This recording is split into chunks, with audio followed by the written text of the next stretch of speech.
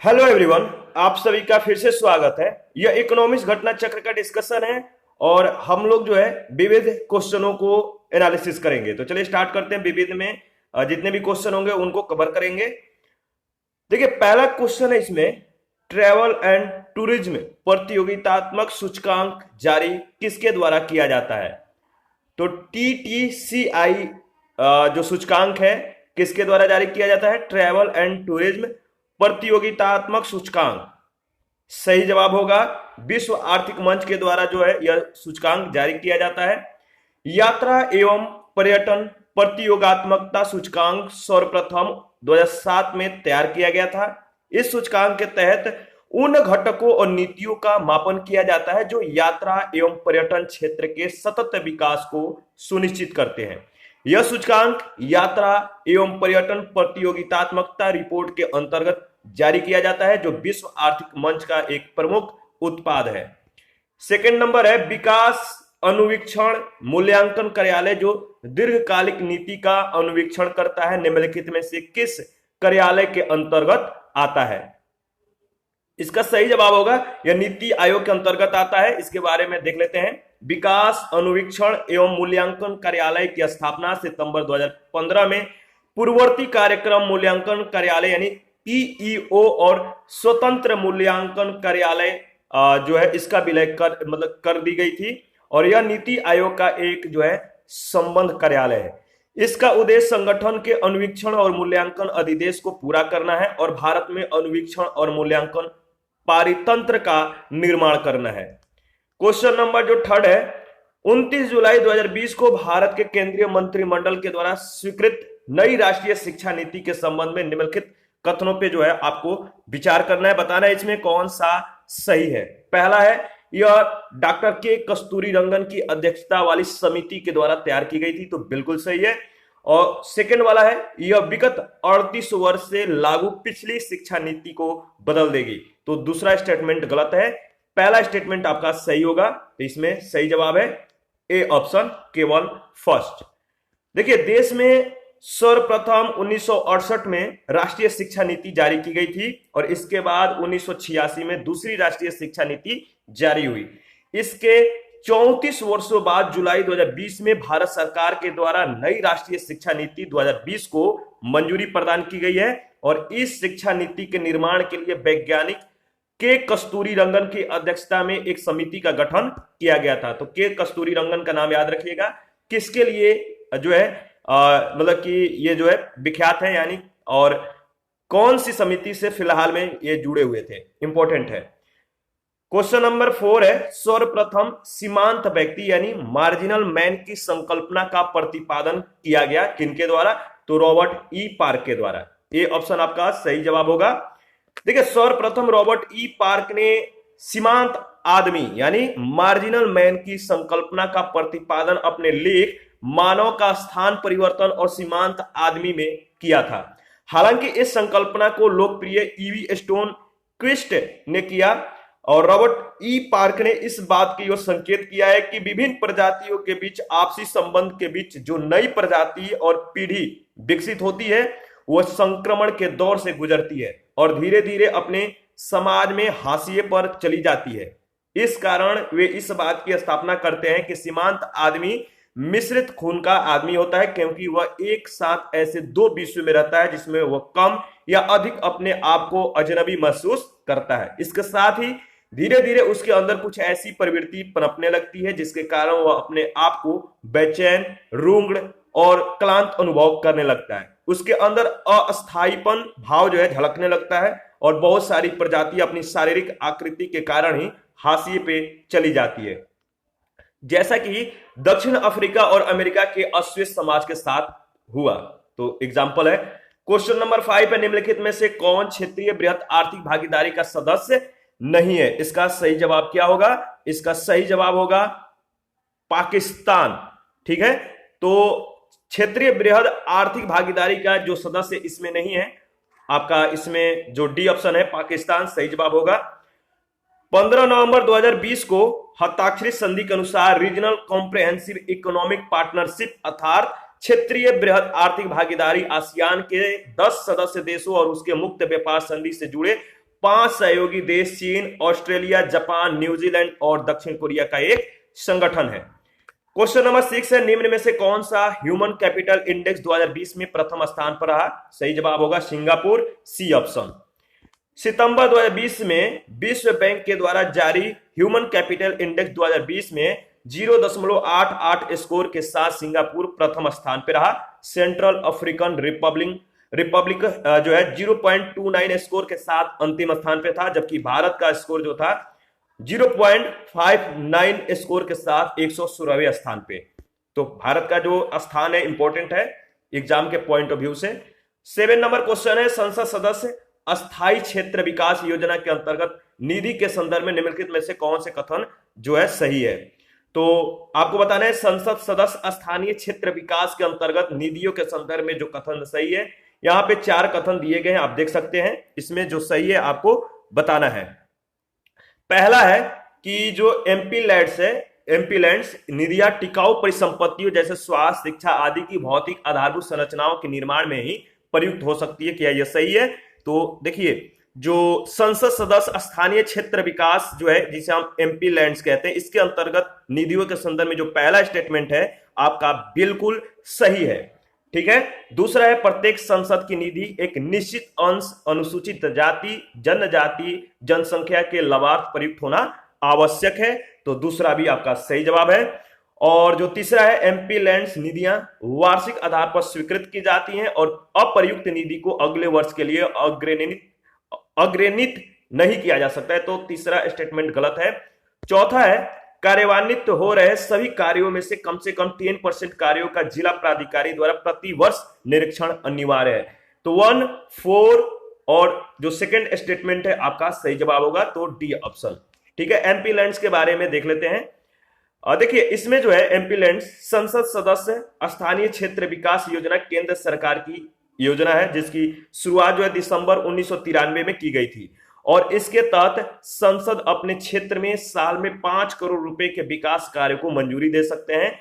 लोकसभा के अलावा राज्यसभा संसदों के पास भी जो है यह निधि होती है। एमपी लैंड्स निधियां टिकाऊ परिसंपत्तियों जैसे स्वास्थ्य, शिक्षा, पेयजल, स्वच्छता, सड़क आदि की भौतिक आधारभूत संरचनाओं के निर्माण में प्रयुक्त हो सकती है। प्रत्येक सांसद की निधियां एक निश्चित प्रतिशत अनुसूचित जाति, अनुसूचित जनजाति जो है जनसंख्या के लाभार्थ प्रयुक्त होना आवश्यक है। एमपी लैंड्स के तहत आवंटित राशि जो होता है वो नॉन लैप्सेबल होता है। कार्यान्वित हो रहे सभी कार्यों में कम से कम 10% कार्यों का जिला प्राधिकारी के द्वारा प्रतिवर्ष निरीक्षण अनिवार्य है। क्वेश्चन नंबर 8 है, गांधीवादी और मार्क्सवाद के बीच एक समान सहमति पाई जाती है, निम्नलिखित में से कौन सी सही है? तो गांधीवादी और मार्क्सवाद के बीच जो समान सहमति पाई जाती है वो है आपका एक अंतिम लक्ष्य के रूप में राज्यविहीन समाज की परिकल्पना, ए ऑप्शन। महात्मा गांधी और कार्ल मार्क्स के बीच जो है आपस में एक समानता है, किस बात पे? कि दोनों राज्यविहीन समाज और मतलब वर्ग विहीन समाज जो है स्थापित करना चाहते थे। तो राज्यविहीन समाज और वर्ग विहीन समाज स्थापित करने का जो सपना था महात्मा गांधी और कार्ल मार्क्स दोनों का था, इसलिए इनके बीच जो है एक मत इस बात पे हो जाती है। लेकिन परंतु दोनों जो साधन है भिन्न भिन्न है, इनके जो साधन होंगे भिन्न भिन्न है। महात्मा गांधी जो है इसे अहिंसक साधनों के माध्यम से प्राप्त करना चाहते थे, और जो कार्ल मार्क्स हैं इसे जो है किस तरह से प्राप्त करना चाहते हैं? तो हिंसक साधनों के माध्यम से। तो इसलिए इनके जो साधन है भिन्न भिन्न है। 9 नंबर है, IRDAI ने किसकी अध्यक्षता में standard cyber liability insurance product की आवश्यकता की जांच के लिए एक पैनल का गठन किया है? तो सही जवाब होगा पी उमेश। ध्यान में रखिएगा, IRDAI ने पी उमेश की अध्यक्षता में स्टैंडर्ड साइबर लायबिलिटी जो है इंश्योरेंस प्रोडक्ट की आवश्यकता के जांच के लिए एक पैनल का गठन किया, और इस पैनल का गठन अक्टूबर 2020 में किया गया। सामान्य लायबिलिटी नीतियां साइबर जोखिमों को कवर नहीं करती है, और वर्तमान में उपलब्ध साइबर सीमा जो है साइबर बीमा नीतियां का एक नए और तेजी से बढ़ते बाजार में ग्राहकों के लिए अत्यधिक अनुकूलित है, और इसीलिए इसकी जांच के लिए इस पैनल का गठन किया गया है। ध्यान रखिएगा। नेक्स्ट क्वेश्चन है, क्वेश्चन नंबर है 10। भारत में दूरसंचार, बीमा, विद्युत आदि जैसे क्षेत्रों में स्वतंत्र नियामकों का पुनरीक्षण निम्नलिखित में से कौन करती है? इसका सही जवाब क्या होगा? आप पांच ऑप्शन दिया, पांच स्टेटमेंट है और चार ऑप्शन है, तो आपको बताना है कि जो कुट है कौन सा कुट सही है। सही जवाब किस कुट में होगा? तो देखिए, जो दूरसंचार, बीमा, विद्युत आदि जैसे क्षेत्रक हैं, इसमें स्वतंत्र नियामकों का पुनरीक्षण निम्नलिखित में से जो करती है, पहला आपका इसमें अगर बात किया जाए तो संसद के द्वारा गठित तदर्थ समितियां, तो पहला आपका सही जवाब होगा। और इसमें जो दूसरा है वो है संसदीय विभाग संबंधी अस्थायी समितियां। बाकी वित्त आयोग, वित्तीय क्षेत्र विधायिक सुधार आयोग और नीति आयोग जो है इसमें नहीं होगा, तो पहला दूसरा आपका सही जवाब होगा। जो ए ऑप्शन है सही आपका मतलब कि ऑप्शन है। भारत में दूरसंचार, बीमा, विद्युत आदि जैसे क्षेत्रकों में स्वतंत्र नियामकों का पुनरीक्षण संसद के द्वारा गठित तदर्थ समितियां एवं संसदीय विभाग संबंधी अस्थायी समितियां करती हैं, और इनके पुनरीक्षण से वित्त आयोग, वित्तीय क्षेत्र विधायी सुधार आयोग और नीति आयोग संबंधित नहीं है। ध्यान रखिएगा। 11 नंबर है, मध्य प्रदेश वित्त निगम का मुख्यालय कहां पे है? तो इंदौर में है। मध्य प्रदेश वित्त निगम लघु एवं मध्यम आकार के उद्योगों को वित्तीय सहायता और संबंधित सेवाएं प्रदान करने के क्षेत्र में संलग्न है। इसका मुख्यालय इंदौर में स्थित है। 12 नंबर है, संयुक्त राष्ट्र संघ के वर्तमान महासचिव कौन है? तो एंटोनियो गुटरेस। यह जो क्वेश्चन है 2019 में एमपीपीएससी में पूछा गया है, और वर्तमान में संयुक्त राष्ट्र संघ के महासचिव जो है एंटोनियो गुटरेस हैं, और वे संयुक्त राष्ट्र संघ के 9वें महासचिव हैं। उन्होंने 1 जनवरी 2017 को यह पद जो है ग्रहण किया था। ध्यान रखिएगा। 13 नंबर क्वेश्चन है, भारत का वैश्विक भूख सूचकांक 2017 में क्या स्थान है? तो भारत का जो है ग्लोबल हंगर इंडेक्स में जो स्थान है आपको बताना है।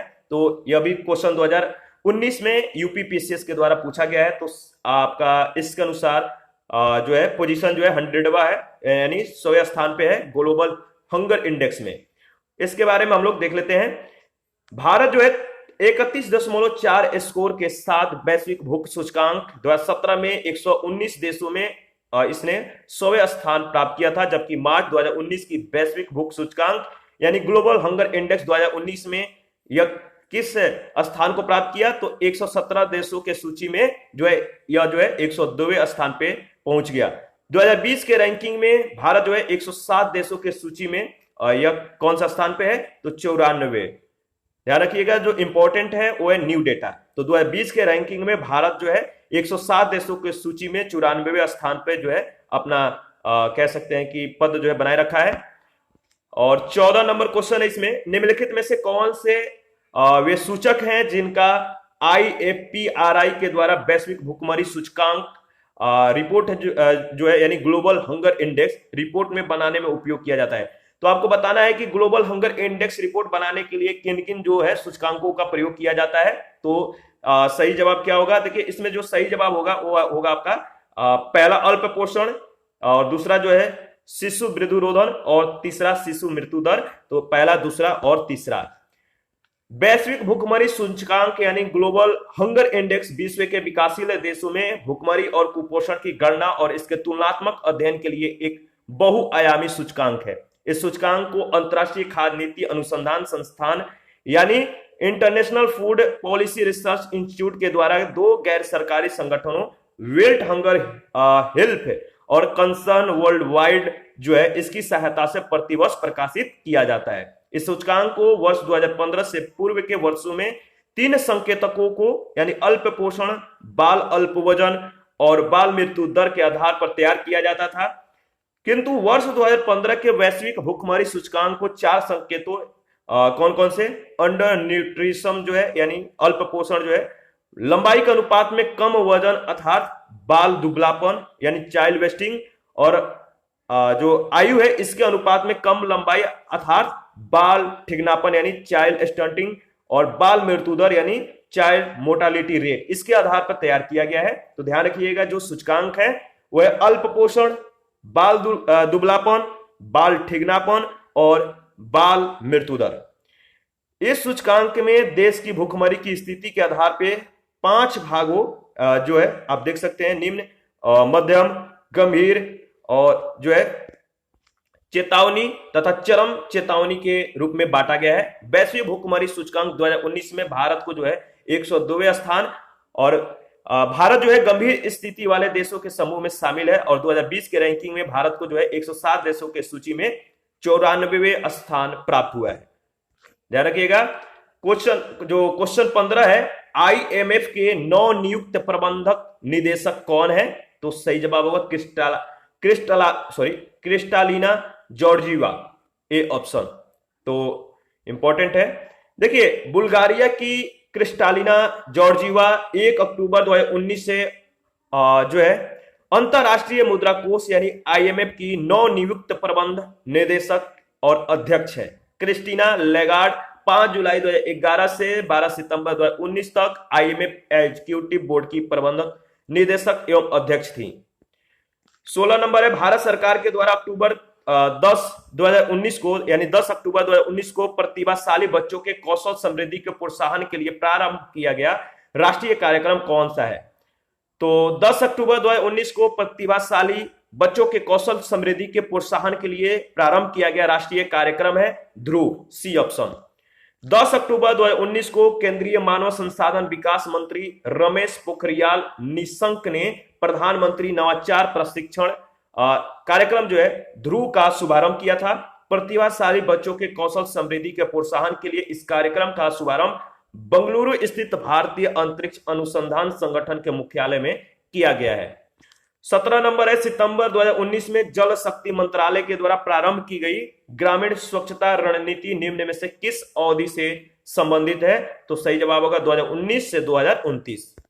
भारत सरकार के जल शक्ति मंत्रालय के पेयजल एवं स्वच्छता विभाग ने 27 सितंबर 2019 को 10 वर्षीय ग्रामीण स्वच्छता रणनीति की शुरुआत की। यह स्वच्छ भारत मिशन ग्रामीण के तहत हासिल स्वच्छता व्यवहार परिवर्तन को बनाए रखने पर जो है केंद्रित है। क्वेश्चन नंबर 18 है, संवृद्धि की सीमा की अवधारणा का प्रतिपादन किसके द्वारा किया गया था? सही जवाब होगा क्लब ऑफ रोम के द्वारा। देखिए, अप्रैल 1968 में 10 देशों के 30 व्यक्तियों का एक समूह जिसमें वैज्ञानिक, शिक्षक, अर्थशास्त्री, मानवतावादी तथा प्रशासक आदि शामिल थे, और रोम के एकेडमिया डी लिंसी इसमें जो है एक बैठक हुई। इस बैठक से ही क्लब ऑफ रोम का विकास हुआ, और इसी क्लब ऑफ रोम के द्वारा ही द लिमिट्स टू ग्रोथ जो है इसका प्रतिपादन किया गया। ठीक है, तो ध्यान रखिएगा जो इंपॉर्टेंट पॉइंट है। और नेक्स्ट क्वेश्चन है 19 नंबर, निम्नलिखित में से किस वर्ष में संयुक्त राष्ट्र संघ ने परम गरीबी की परिभाषा को जो है अंगीकृत की थी? तो संयुक्त राष्ट्र संघ ने परम गरीबी की परिभाषा को अंगीकृत किया था 1995 में, बी ऑप्शन। 1995 में कोपेनहेगन यानी डेनमार्क में आयोजित सामाजिक विकास के लिए विश्व शिखर सम्मेलन में संयुक्त राष्ट्र ने गरीबी को परम गरीबी एवं समग्र गरीबी यानी ओवरऑल पॉवर्टी के 2 रूपों में परिभाषित किया। मूलभूत मानवीय आवश्यकताएं जैसे भोजन, सुरक्षित पेयजल, स्वच्छता सुविधाएं, स्वास्थ्य, आवास, शिक्षा, सूचना तक पहुंच से जो है गंभीर रूप से वंचित रहने की स्थिति को परम गरीबी के रूप में परिभाषित किया गया है। इसके अतिरिक्त कुपोषण, अस्थायी और अपर्याप्त आजीविका, बीमारी की स्थिति, दूषित वातावरण में निवास आदि जैसे स्थितियों में होने और जिनसे निर्णयन क्षमता या सम्मानजनक नागरिक, सामाजिक एवं सांस्कृतिक जीवन पर दुष्प्रभाव पड़ता है, तो इनको समग्र गरीबी के रूप में परिभाषित किया गया है। तो जो इसके पहलू है ध्यान में रखिएगा। क्वेश्चन नंबर 20 है, भारत का 2016 के सुस्थिर विकास लक्ष्य सूचकांक में कौन सा स्थान है? तो सुस्थिर विकास लक्ष्य सूचकांक में भारत का जो स्थान है वो है 110वां। सतत विकास समाधान नेटवर्क यानी SDSN और बर्टलैंडमैन यानी जो बर्टलैंडमैन एस्टिमटंग द्वारा जो है जुलाई 2016 में जारी सतत विकास लक्ष्य सूचकांक के 149 देशों के सूची में भारत को 110 यानी 110वें स्थान पे मतलब कि जो है पद प्राप्त हुआ, यानी 110वें स्थान पर यह था, जबकि स्वीडन शीर्ष स्थान पे था। और वर्ष 2019 और 2020 के सूची में भारत जो है 115वें और 117वें, यानी 2019 में भारत को जो स्थान प्राप्त हुआ था 115वां और 2020 में भारत को 117वां स्थान प्राप्त हुआ। 2020 के सूची में स्वीडन जो है शीर्ष पे है और 2019 में इसके सूची में डेनमार्क जो था शीर्ष पे था 2019 में। क्वेश्चन नंबर 21 है, 1946 में स्थापित संयुक्त राष्ट्र मानवाधिकार आयोग के सदस्य के रूप में सम्मिलित प्रथम भारतीय कौन थे? तो श्रीमती हंसा मेहता। श्रीमती हंसा मेहता प्रसिद्ध समाजसेवी, स्वतंत्रता सेनानी, शिक्षाविद थी।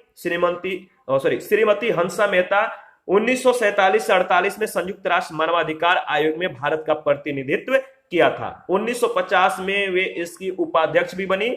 1958 में वे यूनेस्को की कार्यकारी समिति की सदस्य भी बनी और 1979 में श्रीमती विजया लक्ष्मी पंडित ने भी संयुक्त राष्ट्र मानवाधिकार आयोग में भारत का प्रतिनिधित्व किया था। क्वेश्चन नंबर 22 है, किसके शासनकाल में उदारीकरण के प्रथम चरण को जो है आरंभ किया गया? तो सही जवाब होगा पीवी नरसिम्हा राव के समय में। तो किसके शासनकाल में भारत में उदारीकरण के प्रथम चरण को प्रारंभ किया गया? तो पीवी नरसिम्हा राव, ध्यान में रखिएगा। देखिए, भारत में कुछ यानी जो गिने चुने कह सकते हैं इन क्षेत्रों में उदारीकरण की शुरुआत हुई 1980 के दशक में, किंतु तत्कालीन प्रधानमंत्री नरसिम्हा राव, जो पीवी नरसिम्हा राव थे, इनके शासनकाल में आरंभ की गई सुधारवादी नीतियां कहीं अधिक व्यापक थी। भूतपूर्व प्रधानमंत्री पीवी नरसिम्हा राव के शासनकाल में 1991 में उदारीकरण, निजीकरण और वैश्वीकरण यानी एलपीजी जिसे हम कहते हैं अपनाते हुए लगभग सभी क्षेत्रों जैसे औद्योगिक क्षेत्र, वित्तीय क्षेत्र, कर सुधार, विदेशी विनिमय बाजार तथा अंतरराष्ट्रीय व्यापार और निवेश जैसे क्षेत्रों के कह सकते हैं इसमें अनेक सुधार किए। क्वेश्चन नंबर 23 है, भारत में प्रतिस्पर्धा आयोग का गठन कब किया गया? तो सही जवाब है भारत में प्रतिस्पर्धा आयोग का गठन 2003 में किया गया और भारत में प्रतिस्पर्धा आयोग का गठन प्रतिस्पर्धा अधिनियम 2002 के तहत 14 अक्टूबर 2003 को किया गया था। 24 नंबर है, भारत के प्रतिस्पर्धा आयोग का अध्यक्ष कौन है? तो अशोक चावला। देखिए, प्रश्न काल के संदर्भ में अगर बात किया जाए तो प्रतिस्पर्धा आयोग के जो अध्यक्ष हैं मतलब 2010 में जो अध्यक्ष थे वो थे अशोक चावला। वर्तमान में इसके अध्यक्ष जो है कौन है बताइए? अशोक कुमार गुप्ता। और इस आयोग का गठन अक्टूबर 2003 में हुआ था। 25 नंबर है, निम्नलिखित में से कौन दुग्ध का विपणन करता है? तो सही जवाब होगा GCMMF, बी ऑप्शन। देखिए, Gujarat cooperative milk marketing federation LTD यानी GCMMF जो है दूध का विपणन करता है और इसका जो उत्पादन है किस रूप में प्रसिद्ध है? तो अमूल्य के रूप में। अमूल्य जो है इसका उत्पाद प्रसिद्ध है। 26 नंबर है, तेल एवं प्राकृतिक गैस आयोग स्थापित कब किया गया था? सही जवाब बताइए। तेल और प्राकृतिक गैस आयोग स्थापित किया गया था 1956 में, ध्यान रखिएगा। नेक्स्ट क्वेश्चन है, अच्छा इसके बारे में एक लाइन है देख लेते हैं जो इंपॉर्टेंट है कि जो तेल भारत में तेल और प्राकृतिक गैस है इसकी खोज और खनन के विकास को आगे बढ़ावा देने के लिए 14 अगस्त 1956 को तेल एवं प्राकृतिक गैस आयोग जो है स्थापित किया गया, लेकिन इसे वैधानिक मान्यता जो है अक्टूबर 1959 में मिली और इसका मुख्यालय कहां पे है? देहरादून, उत्तराखंड में। 27 नंबर है, एक राष्ट्रीय मुहिम राष्ट्रीय गरिमा अभियान चलाई गई है। एक राष्ट्रीय मुहिम कौन सा मुहिम है? राष्ट्रीय गरिमा अभियान चलाई गई है, किसके लिए आप बताइए? तो देखिए, इसका सही जवाब होगा मैला ढोने की प्रथा को समाप्त करने और मैला ढोने वाले कर्मियों के पुनर्वास के लिए राष्ट्रीय गरिमा अभियान चलाई गई है। सी ऑप्शन आपका सही जवाब है। राष्ट्रीय गरिमा अभियान मैला ढोने की प्रथा को समाप्त करने और मैला ढोने वाले कर्मचारियों के पुनर्वास के लिए चलाई गई एक मुहिम है। उल्लेखनीय है कि हाथ से मैला ढोने की प्रथा के पूर्ण समापन के लिए 30 नवंबर 2012 को भोपाल से 63 दिवसीय मैला मुक्ति यात्रा का भी जो है आयोजन किया गया था, जिसके तहत 18 राज्यों के 200 जिलों में जागरूकता यात्रा आयोजित की गई थी। भारतीय संसद के द्वारा भी जो है इससे मैला ढोने वाले रोजगार निषेध एवं पुनर्वास अधिनियम 2013 के द्वारा पूर्णतः जो है प्रतिबंध कर दिया गया है। 28 नंबर क्वेश्चन है, देश का पहला इन्वेस्टमेंट एवं मैन्युफैक्चरिंग जोन बनने जा रहा है, कहां पे? तो आंध्र प्रदेश में, ध्यान रखिएगा। क्वेश्चन नंबर 29 है, निम्नलिखित में से FICCI का अध्यक्ष कौन है? तो सही जवाब होगा ओंकार एस कंवर। FICCI का अध्यक्ष कौन है? ओंकार सी कंवर है अपोलो टायर्स के चेयरमैन और प्रबंधक निदेशक। 28 दिसंबर 2004 को फिक्की के अध्यक्ष का पदभार जो है इन्होंने ग्रहण किया था। दिसंबर 2020 में उदय शंकर इसके अध्यक्ष बने, जिन्होंने संगीता रेड्डी का स्थान लिया। न्यू डेटा इंपॉर्टेंट है। क्वेश्चन नंबर 30 है, निम्नलिखित में से कौन जो पूर्व में भारत शासन में आर्थिक कार्यों का सचिव था, जो सितंबर 2008 में रिजर्व बैंक ऑफ इंडिया का गवर्नर बना? इनका नाम है डी सुब्बा राव। केंद्र सरकार में वित्त सचिव रहे डॉक्टर दुबबुरी सुब्बा राव, यानी डी सुब्बा राव बोलते हैं, तो इनके नाम थोड़ा डी सुब्बा राव अच्छा है, दुबुरी सुब्बा राव थोड़ा सा अजीब का है। तो याद रखिएगा कि केंद्र सरकार में वित्त सचिव रहे डी सुब्बा राव प्रश्नकाल के दौरान आरबीआई के गवर्नर थे, और वर्तमान में आरबीआई के गवर्नर कौन है? शशिकांत दास। तो डिप्टी आपको बताना है कि डिप्टी गवर्नर है वो कौन है, इसका नाम जो है आपको कमेंट में लिखकर बताना है। क्वेश्चन नंबर 31 है, निम्नलिखित में से कौन अंतरराष्ट्रीय मुद्रा कोष के मुख्य अर्थशास्त्री यानी चीफ इकोनॉमिस्ट के पद पर कार्यरत रहे? सही जवाब होगा रघुराम राजन। रघुराम सी राजन जो है अक्टूबर 2003 यानी 1 अक्टूबर 2003 से 29 दिसंबर 2006 तक अंतरराष्ट्रीय मुद्रा कोष के अनुसंधान विभाग में मुख्य अर्थशास्त्री और निर्देशक रहे। श्री रघुराम राजन जो है इन्होंने आईआईटी दिल्ली से इलेक्ट्रॉनिक इंजीनियरिंग में ग्रेजुएट और आईआईएम अहमदाबाद से एमबीए की डिग्री हासिल की है। और अशोक लाहिड़ी के बारे में अगर बात करें तो इन्होंने वित्त और कंपनी मामलों के मंत्रालय के आर्थिक संबंध विभाग में मुख्य आर्थिक सलाहकार के रूप में कार्य किया है। सुमात्रा जो घोषाल है, सुमांत्रा घोषाल, ये विश्व के सुप्रसिद्ध मैनेजमेंट गुरु थे, और 2000 में इनके द्वारा लिखी गई पुस्तक जो है managing radical change, what India companies must do to become world class, काफी चर्चित थी। और इनका जो जन्म है 1948 में कोलकाता में हुआ, और 3 मार्च 2004 को इनका निधन हो गया। डॉक्टर सौमित्र चौधरी जो है ये डॉक्टर सी रंगराजन की अध्यक्षता वाली प्रधानमंत्री की आर्थिक सलाहकार परिषद के जो थे सदस्य थे। क्वेश्चन नंबर 32 है, निम्नलिखित युग्मों में से कौन सा एक जो है सही सुमेलित नहीं है? आपको बताना है निम्नलिखित युग्मों में से कौन जो है एक सही सुमेलित नहीं है। आपका सही जवाब होगा ए एम खुसरो, जिसका संबंध दिया गया भूतपूर्व अध्यक्ष संघ लोक सेवा आयोग। तो सी ऑप्शन जो है आपका सही सुमेलित नहीं है, ध्यान रखिएगा। और बाकी के बारे में जो है थोड़ा सा डिटेल्स देख लेते हैं। टी एस कृष्णामूर्ति जो है 8 फरवरी 2004 से 15 मई 2005 तक भारत के मुख्य निर्वाचक आयुक्त रहे। और केसी पंत जो है 10वें वित्त आयोग के अध्यक्ष और योजना आयोग के उपाध्यक्ष भी हैं, मतलब रहे। और ए एम खुसरो जो है 11वें वित्त आयोग के अध्यक्ष थे। और जो रमेश चंद्र लाहौटी हैं 1 जून 2004 से 1 नवंबर 2005 तक भारत का मुख्य न्यायाधीश रहे। क्वेश्चन नंबर 33 है, सूची 1 सूची 2 के साथ जो है आपको मिलान करना है, ठीक है। तो एक तरफ व्यक्ति और दूसरे तरफ उनसे संबंधित जो कह सकते हैं कि जो कार्य किए हैं दिया गया है। तो देखिए जो एम एस स्वामीनाथन है इनका संबंध किससे है? तो हरित क्रांति से है, ठीक है। और जो एल के झा है इनका संबंध किससे है? तो एल के झा का संबंध है कराधान से। इसके बाद जो सीटी कुरियन है इनका संबंध है किससे? दुग्ध उत्पादन से।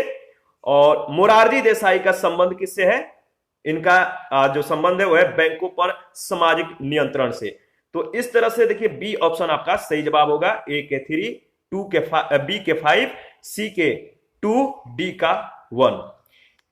एम एस स्वामीनाथन जो कि उच्च उत्पादन वाले गेहूं के प्रजाति के विकास के लिए ये प्रसिद्ध हुए। हरित क्रांति से इनका संबंध है। एल के झा जो रिजर्व बैंक के पूर्व गवर्नर हैं, रह चुके हैं और अप्रत्यक्ष करों से संबंधित ये व्यक्ति हैं। कुरियन भारत में जो है दुग्ध क्रांति के जनक है, वर्गीज कुरियन जिनका पूरा नाम है।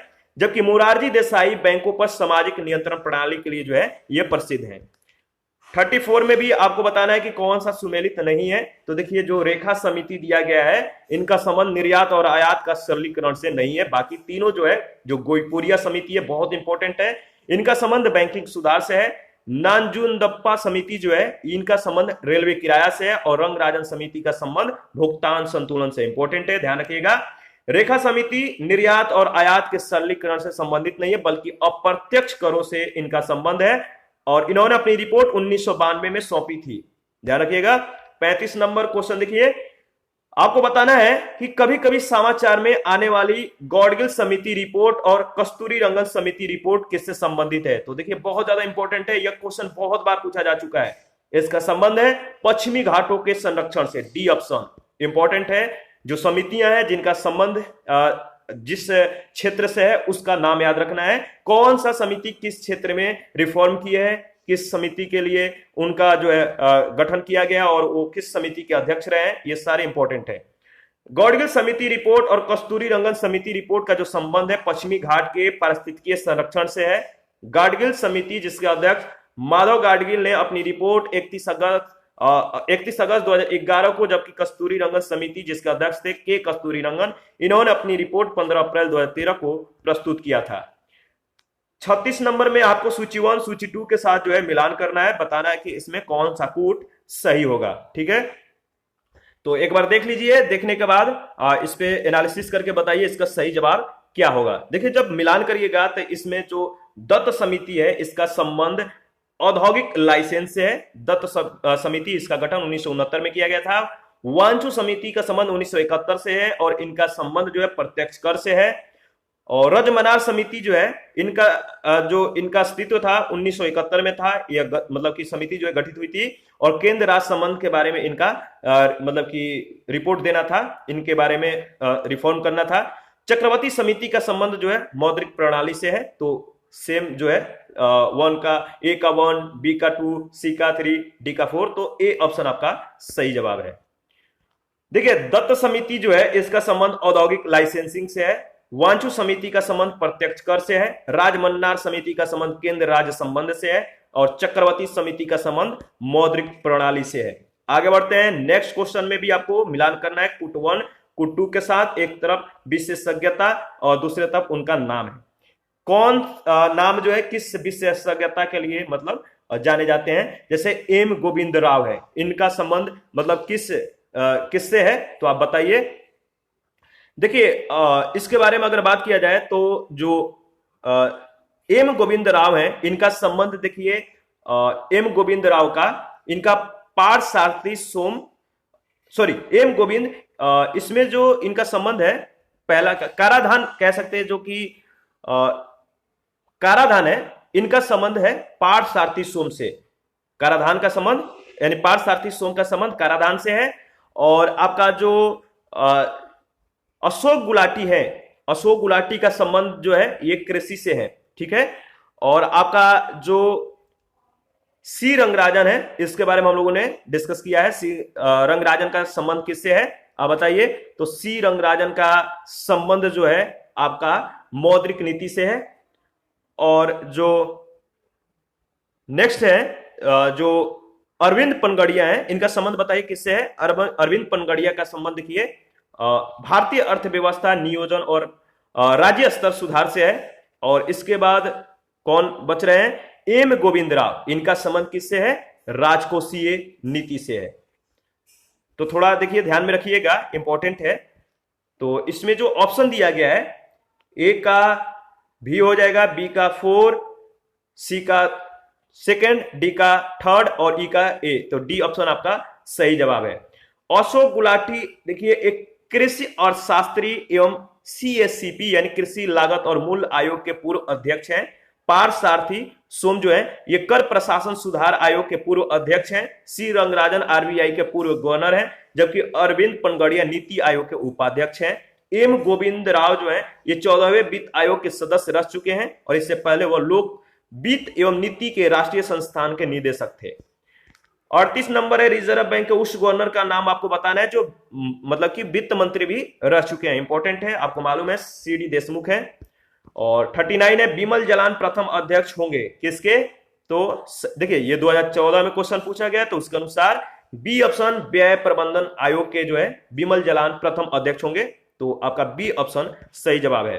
ठीक है, आगे बढ़ते हैं। नेक्स्ट क्वेश्चन है 40, दो भारतीय घराने जो फोर्ब्स अरबपति सूची के अनुसार विश्व के 50 सर्वाधिक धनियों में से एक हैं। उनका नाम क्या है आप बताइए। तो उनका नाम है प्रेम जी, अजीम प्रेम जी, और इसके बाद धीरू भाई अंबानी। तो डी ऑप्शन आपका सही जवाब है।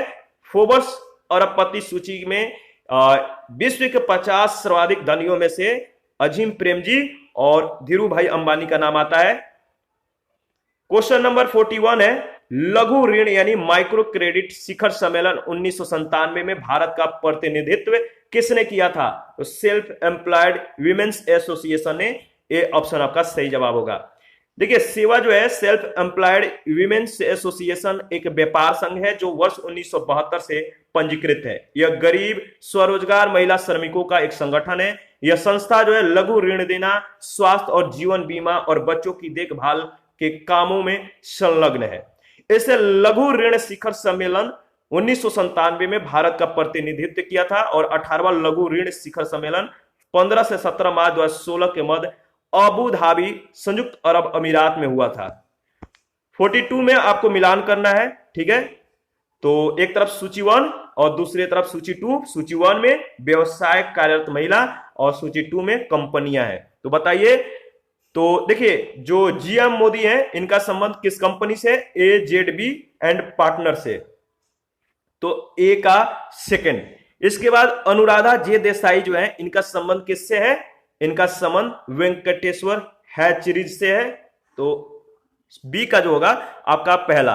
बिल्लू मोरावाला पटेल जो है इनका संबंध किससे है, बिल्लू मोरावाला पटेल का संबंध है अवस्था जेन ग्रेन टेक्नोलॉजी। तो सी का 4। इसके बाद जो मीना कौशिक है इनका संबंध किससे है बताइए। तो क्वांटम मार्केट रिसर्च से। तो इस तरह से जो सही जवाब होगा ऑप्शन डी। आगे बढ़ते हैं। यहां पर आप देख सकते हैं जिया मोदी का संबंध AZB एंड पार्टनर से, अनुराधा जे देसाई का संबंध वेंकटेश्वर हैचरीज से, बिल्लू मोरावाला पटेल का संबंध अवस्था जेन ग्रेन टेक्नोलॉजी से और मीना कौशिक का संबंध क्वांटम मार्केट रिसर्च से। 43 में आपको बताना है निम्नलिखित युग्मों पर विचार करके कि कौन सा सही सुमेलित है। तो सही सुमेलित जो है आपको बताना है। देखिए इसमें जो सही सुमेलित है अशोक लेलैंड जो है इसका संबंध हिंदुजा समूह से है और जो हिंडाल्को उद्योग है एवी बिरला समूह से है। तो पहला दूसरा आपका सही जवाब है। जो सुजलॉन एनर्जी है इसका संबंध पुंज लायड समूह से नहीं है। तो पहला दूसरा सही सुमेलित है, जबकि सुजलॉन एनर्जी एक विंड पावर कंपनी है जिसकी स्थापना 1995 में तुलसी तांती ने की थी और यह जो है मतलब कि इसलिए सुमेलित नहीं है। 44 में आपको फिर से मिलान करना है। एक तरफ लघु क्षेत्र है, लघु रूप है और दूसरी तरफ उसका क्षेत्र है। तो लघु रूप को क्षेत्र के साथ आपको जो है मिलान करना है। इसका सही जवाब क्या होगा देखिए, अगर आप OGL और FOB जो लघु रूप है इसका क्षेत्र जो होगा वो होगा आपका विदेशी व्यापार से, और SJRY और ट्राइसेम का संबंध जिससे है वो है रोजगार से है, और WPI और CPI का संबंध किससे है आपको मालूम है सूचकांक से है, और CRR और SLR का संबंध बैंकिंग से है। इसके बारे में हम लोगों ने डिस्कस किया है, इंपॉर्टेंट है, ध्यान रखिएगा। OGL जो है ओपन जनरल लाइसेंस यानी विदेशी व्यापार से संबंध रखता है। FOB जो है फ्री ऑन बोर्ड एक मूल्य निर्धारण शब्द है जो विदेशी व्यापार से संबंधित है। WPI थोक मूल्य सूचकांक यानी होलसेल प्राइस इंडेक्स है। CPI जो है उपभोक्ता कंज्यूमर जो प्राइस इंडेक्स है उपभोक्ता मूल्य सूचकांक। CRR कैश रिजर्व रेशियो और SLR आपको मालूम है सांविधिक तरलता अनुपात। तो ध्यान में रखिएगा। क्वेश्चन नंबर 45 है, सार्वजनिक निजी भागीदारी पर आधारित और संरचना विकास में पुनर्वलोकन और परिष्करण के लिए गठित समिति का अध्यक्ष कौन था। सही जवाब होगा वी केलकर। देखिए पीपी पर आधारित यानी सार्वजनिक निजी भागीदारी पर आधारित और संरचना विकास में पुनर्वलोकन और परिष्करण के लिए गठित समिति का अध्यक्ष वी केलकर थे। B option. तत्कालीन केंद्रीय मंत्री अरुण जेटली ने आम बजट वर्ष 2015-16 में घोषणा की थी कि बुनियादी ढांचे के विकास के सार्वजनिक निजी भागीदारी मॉडल पर पुनः विचार किया जाएगा और इसे फिर से मजबूत बनाया जाएगा। इसी घोषणा के अनुरूप डॉक्टर विजयन केलकर की अध्यक्षता में बुनियादी ढांचे के विकास के PPP मॉडल फिर से जो है विचार करने और इसे मजबूत बनाने के लिए एक समिति का गठन किया गया। इसके बाद 46 नंबर है, निम्नलिखित में से कौन दिसंबर 2004 में गठित निवेश आयोग का सदस्य नहीं है। तो 2004 में जो गठित हुआ था निवेश आयोग, इसका सदस्य कौन नहीं है? तो कुमार मंगलम बिरला, डी ऑप्शन। आगे बढ़ते हैं। अच्छा, इसके बारे में देखिए जो इंपॉर्टेंट है कि वित्त मंत्री पी चिदम्बरम ने जो वित्त मंत्री थे 2004 में, अगले 10 वर्षों में 150 बिलियन डॉलर निवेश आकर्षित करने के लिए त्रिसदस्यीय निवेश आयोग का गठन किया था। और इस आयोग के सदस्य जो थे, अध्यक्ष थे रतन टाटा, सदस्य कौन कौन थे? दीपक पारिक एवं अशोक गांगुली। ठीक है, ध्यान रखिएगा। ये जो कह सकते हैं कि इनका जो संबंध है किससे था, किसके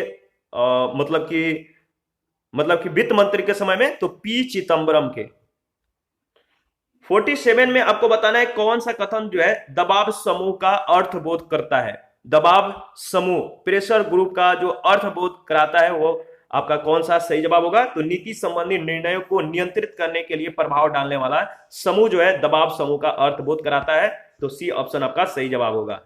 नीति संबंधी निर्णयों को प्रभावी और निर्णायक रूप से प्रभावित करने वाले कतिपय व्यक्तियों के समूह को दबाव समूह की संज्ञा से जो है अभिहित किया जाता है। दबाव समूह को प्रभावित करने वाले जो कारक हैं, राज्य एवं सरकार का जो है संगठनात्मक स्वरूप, राजनीतिक संस्कृति, राजनीतियां एवं जन सामान्य के लिए जो है जन सामान्य से अंतर संबंध। 48 है भारतीय प्रधानमंत्री की आर्थिक सलाहकार परिषद के अध्यक्ष वर्तमान में कौन है? तो डॉक्टर सी रंगराजन, आपका बी ऑप्शन सही जवाब होगा। क्वेश्चन नंबर 2006 का है, सॉरी क्वेश्चन नंबर नहीं, यह क्वेश्चन जो है 2006 में एमपीपीसीएस में पूछा गया था। क्वेश्चन नंबर वैसे 48 था। तो प्रधानमंत्री प्रश्नकाल में प्रधानमंत्री की आर्थिक सलाह परिषद के अध्यक्ष डॉक्टर सी रंगराजन थे। 16 अक्टूबर 2014 से अरविंद सुब्रमण्यम भारत के आर्थिक सलाहकार परिषद के अध्यक्ष थे और वर्तमान में डॉक्टर विवेक देबराय जो है इसके चेयरमैन है, इसके अध्यक्ष हैं। तो इंपॉर्टेंट क्या है? न्यू डेटा, विवेक देबराय जो है इसके चेयरमैन है। 49 है निम्नलिखित में से कौन सा जो है एक सही सुमेलित नहीं है? तो जो सही सुमेलित नहीं है वो आपको बताना है। इसमें निर्माण प्रौद्योगिकी का संबंध जो है निकोलस स्टर्न से दिया गया है। तो सी ऑप्शन आपका जो है सुमेलित नहीं है। निकोलस स्टर्न ब्रिटेन के विख्यात अर्थशास्त्री और शिक्षाविद हैं। वे वर्ष 2000 से 2003 तक विश्व बैंक के उपाध्यक्ष भी रह चुके हैं और यूनाइटेड किंगडम सरकार के आर्थिक सलाहकार भी रह चुके हैं। इन्होंने केन्या और भारत में हरित क्रांति के ऊपर पुस्तकें भी लिखी है और इस तरह इनका संबंध जो है अर्थशास्त्र से न होकर निर्माण प्रौद्योगिकी से है। क्वेश्चन नंबर 50 है निम्नलिखित में से कौन विश्व आर्थिक मंच का संस्थापक है? तो सही जवाब होगा क्लॉस श्वाब, ए ऑप्शन। इसके बारे में देख लेते हैं। विश्व आर्थिक मंच की स्थापना 1971 में हुई थी। इसके संस्थापक जेनेवा विश्वविद्यालय के प्रोफेसर क्लॉस श्वाब थे। क्लॉस श्वाब 1987 तक जो है इसे यूरोपियन मैनेजमेंट फोरम के नाम से भी जो है जाना जाता था और 1987 से इसे विश्व आर्थिक मंच कहा जाता है। यह एक अलाभकारी संस्था है। ठीक है, और आज का सेशन यहीं पे समाप्त करते हैं। 51 से नेक्स्ट सेशन में हम लोग डिस्कस करेंगे और आप अपना प्रतिक्रिया देखिए देते रहिए। आपके प्रतिक्रियाओं का हमें बेसब्री से इंतजार रहता है। जो लोग टेलीग्राम का क्विज ग्रुप और टेलीग्राम चैनल को ज्वाइन नहीं किए हैं, वीडियो के डिस्क्रिप्शन बॉक्स में इसका लिंक दिया गया, आप ज्वाइन कर लीजिए। तो थैंक यू, मिलते हैं फिर से नेक्स्ट सेशन में।